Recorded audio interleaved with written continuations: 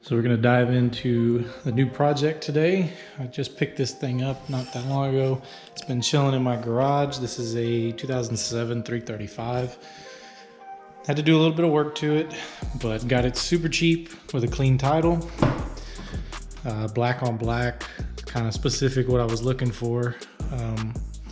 Guy had already pulled the motor out of it and trans and put it in a different car, so it actually saved me a lot of work. I had the whole interior out of it. I had to fix this seat. Had to fix the driver's seat as well. It was missing a bunch of modules. It was missing the distribution block by the fuse. It didn't have a CAS in it or key, so I actually stole the key and the CAS from the OG car, because Mike's not going to be using those anymore. I even bought another one in case he decided that he was going to use it. But other than that, we've just been kind of cleaning it up. You can see like there's some nasty stuff in it. I need to still do that. Both of the rear window regulators were broken, so put new regulators in it. Also, you can kind of see I replaced the door handles, door pulls, and then wrapped. So this car has the aluminum package in it. You can kind of see like piece here, piece here. The center console has it, but strangely enough, like the door trim over there was missing. It didn't have one. And then the door trim in the back was wood grain. So this one was broken. I got another one. I need to wrap it. I can finish putting this door together. That side was wood grain. I wrapped it. Not sure. I don't know if somebody like took pieces out of it or something. I know they were parting this car out, and then he decided to sell it. So I picked this thing up for 500 bucks, and it's not in bad shape. I've actually cut and buffed this side of the car and got a lot of the scratches out. There's some deeper ones like here. These may actually sand out, but I'm not sure. Bumper's getting replaced, M3 bumper, M3 replica. This side, I've only done the front fender. I need to buff out the rest of the car, but you can kind of see, you know, it's just, she had a rough life. It was sitting in a storage unit and it was stacked with crap on top of it. So, and that was the main issue with it. It got scratched and kind of beat up from being a shelf essentially. So, just a quick little overview on the car. I'll go over some of the parts I've got for it. It is getting LS swapped. It's getting a 6.0 with a T56 and a Pro charger. Mike actually has a D1. I think it's a D1. It's a D1 head unit that he bought real cheap, and he actually made all the bracketry for the 1 Series. So if you remember, the 1 Series originally had the Pro charger on it. He ended up not using it. It's been sitting around. So we're actually going to put that on this car. Still needs a lot of cleaning up. I've got the DME box removed. In some of our other videos, you've seen us put the Terminator in here and then run the wiring out. So on this car, I'm actually going to put the Terminator in the glove box, and there's going to be only just wiring passed through here.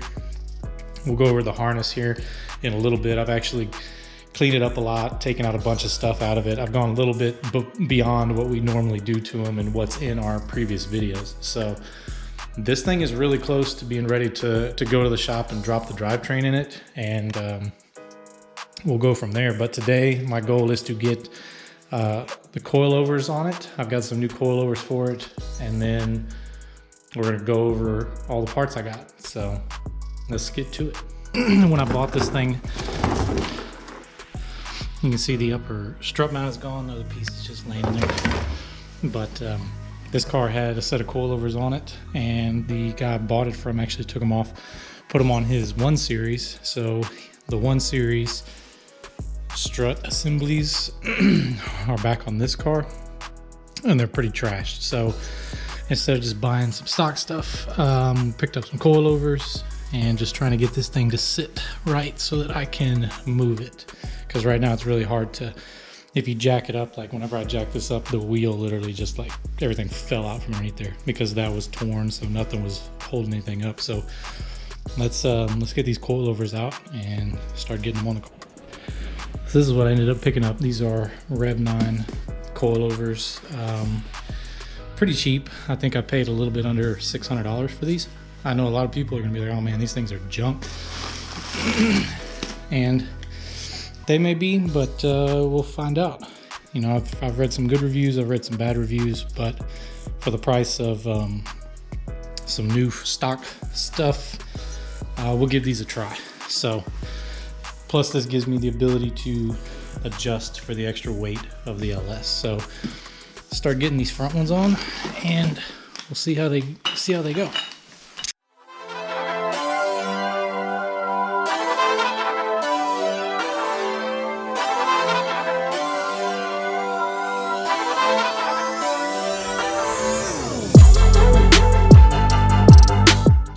So this kind of ended up being super simple, but only because, you know, this car was kind of apart. They were robbing parts from it. So not everything was put back together. As you can see, I'm missing the bolt that goes across here. I have these ordered. They were missing. Other than that, everything's here. This needs to go back. Oh, may need to replace that. Or delete it. I think that's just the brake wear. So I do need to get some bolts for this, maybe. This is a, oh no, okay, it goes up over here. Yeah, so I'm gonna need to get nut and bolt, put that back because that's missing. But this is where we're gonna set it for now until I have the engine and trans in it, and then we may go lower. It's sitting really high right now. At least it looked like it to me, so I brought it down some. So let's keep going. 3 more corners.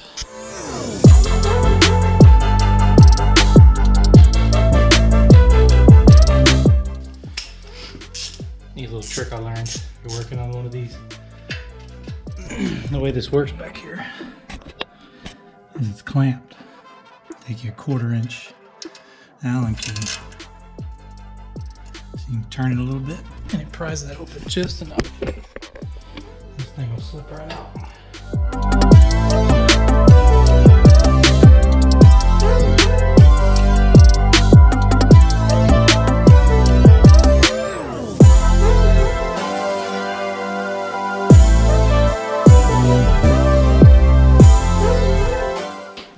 And that's it for the fronts. Still missing some bolts. When those come in, we'll throw them in. So now we're going to jump on the rear. These are a little more difficult because you have to access top of the strut. So let's make some room and get everything out of the trunk and get these out of here.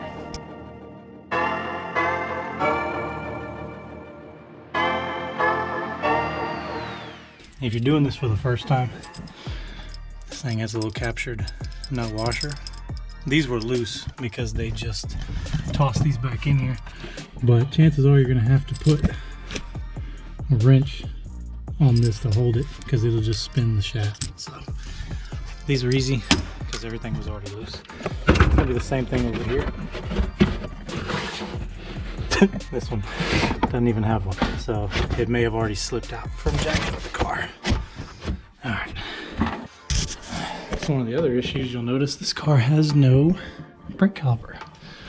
So they stole the calipers off this car to put a dual setup on a drift car. So I wanted to get all this off so I could make sure that I've ordered all the right parts, but I've got new calipers and everything else in a cart. So we're gonna take a look, make sure I didn't miss anything, and get those ordered. All right, so we stopped the other day on this corner over here. Still have this last rear corner to do. A lot of stuff was missing. So I guess whenever they took everything apart, I think I spoke about this in a previous clip. You can see that one's already up in there. However, it's missing like the centering bushings, the centering spacer. There's a bunch of stuff missing. This side, I believe, has it all except for one bushing. Basically, I just hopped on Real OEM and got everything ordered that I needed. So we'll pull this side down, get this swapped out, get everything sitting where it needs to be, and then whenever parts come in, we can finish this thing up.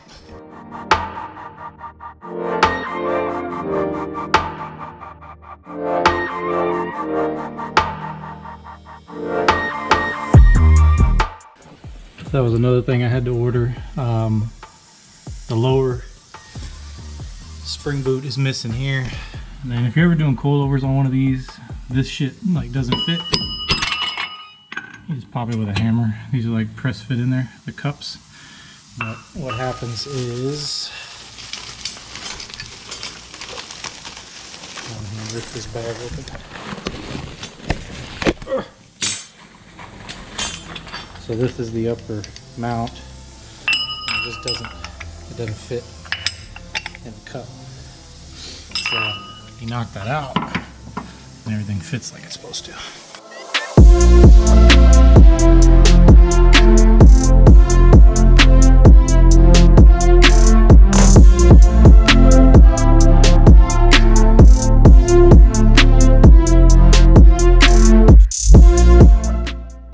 And that's going to do it for all four corners. Like I said, still some hardware missing, but made the best of what we had. And here in a couple of days when the other stuff comes in, pull the wheels back off and get everything 100% tightened. And then once he's got some weight in her, we'll make some adjustments. I have some wheels picked out for this car.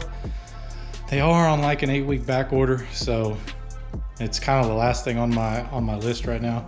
I think we have some extras laying around that'll clear the big brakes in the front. So the tires are kind of shot. I think the other side is actually flat. When I pulled it off yesterday, I noticed it seemed dead. But now let's take a look at all the crap I've got stacked up for this thing. I'll show you the harness that's pretty much done. And yeah, we'll go over some of the stuff we're gonna put in it. So we got a stack of parts in here. We got our radium drop-in kit, got a brand new alternator, new AC compressor. This is our Poor Man Motorsports swap pan. Got another box of goodies from Rock Auto, balancer, tensioner. I actually bought a bunch of these tensioners that were on sale. Lower radiator hose, T56 that we're gonna use in the car, and then a McLeod clutch here. One of their super singles. This entire setup, the clutch and the transmission, were actually in an old F-body that I had, and I parted it out, got rid of the car. Sold this to a buddy of mine. He never ended up using it, and I managed to get it back because right now the prices on these things are ridiculous. Engine wise, we've got my 6-liter that I built for the Camaro drag build. Ended up ditching that in favor of more of a street car friendly setup with the BMW. So this thing's complete. I need to swap the pan over. I just took the stock F-body pan off of it, got rid of that thing. So need to put the swap pan on it, rocker arms, push rods, valve covers, all that stuff. Got to change the timing cover out because this one has a bung welded to it for a turbo setup. We're not going that route anymore because I would have to swap my heads. I have cathedrals. So enter this. Now, if it looks familiar, this was the kit that Mike built for the 1 Series, and he ended up not using it. He ended up going with one of the turbo kits that Richie's working on. Now, this is a D1 Pro Charger. It's a little rough. It needs to be cleaned up, but it's been disassembled. We've looked inside of it. Nothing's tore up. It had some really old gear oil in it that smelled horrible. Cleaned all that stuff out, and Mike actually designed a complete bracket system.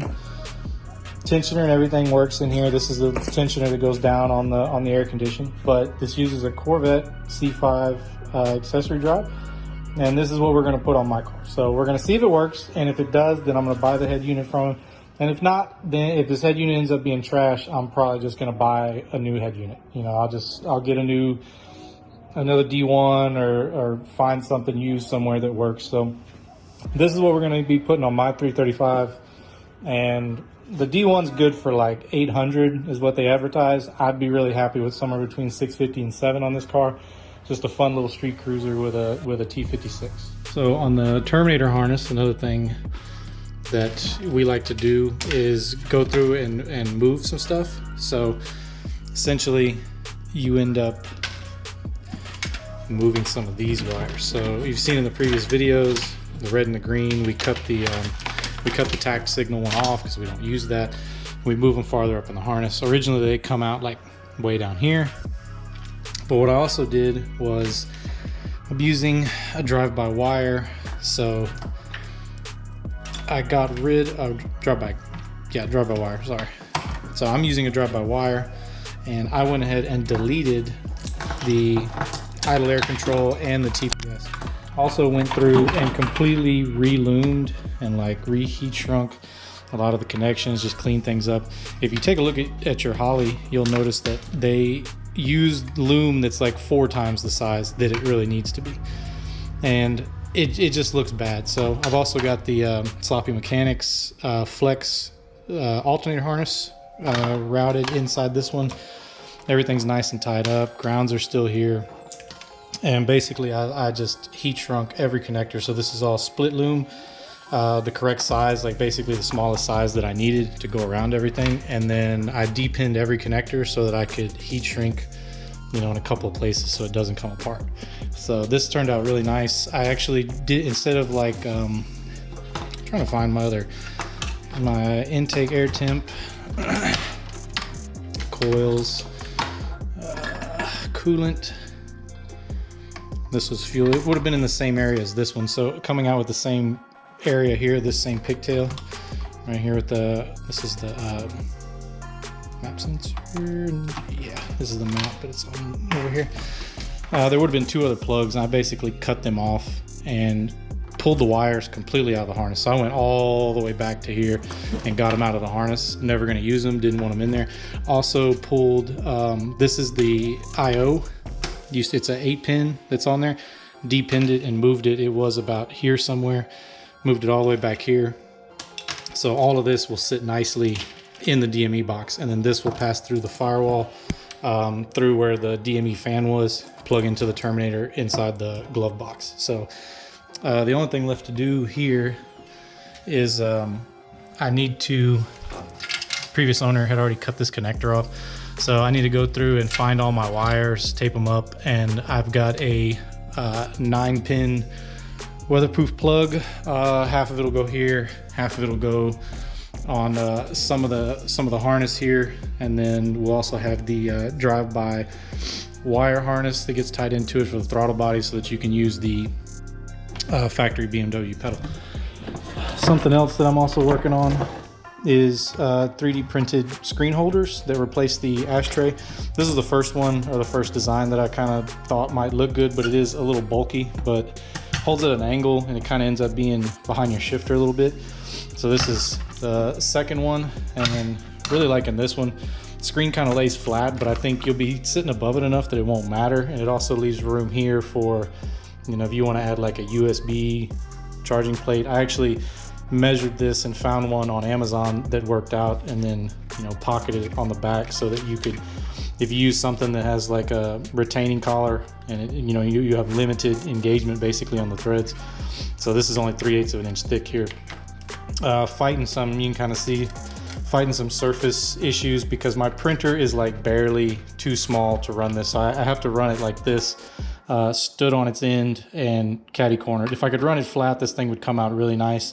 But essentially I'm fighting, this is PETG, this one's actually printed out of PLA, looks a little nicer, but the PETG has to be so hot that I'm having problems with the supports basically getting stuck to the part itself. But I think a little bit of post-print cleanup and it would look real good. So hopefully we'll have these, you'll be able to buy them from Mike off the website. And I'm just playing around with different temps and different settings and changing some things. But yeah, those, be on the lookout for those pretty soon. But the harness is like 99% done, ready to go in the car. I just need to make some time and do all that, and then really just need to clean everything up in here. So it's real nasty, real dirty. Stock exhaust is still here.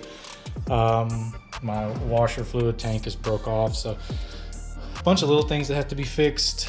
But yeah, trying to have this thing running and driving by Texas 2K, so we'll see how that goes. All right guys, that's gonna do it for the intro to this new project we're gonna have on the channel. Got the coilovers on, went over all the parts that are gonna go in the car, harness, engine, trans, everything like that. So the next step for me here in the garage is going to be trying to get the Terminator in, everything wired up as much as I can. I could do the fuel here, but I know my significant other will complain about the smell of gas in here. So we're gonna wait and do that at the shop. I also don't know how old the gas is that's in the car. So we need to pump all that. Once we get it to the shop and get ready to drop the motor and trans in it, and then I'll go ahead, I'll pull the stock pump out and we'll set up the radium, get all of that installed. That's gonna do it for this one, guys. Be on the lookout for the next video on Mike's car, the OG 2.0. He's made a lot of progress with that car. Unfortunately, he was filming with a camera that really needed a tripod or a gimbal or stabilizer, and it was on like just a regular, kind of like what we use for the GoPros.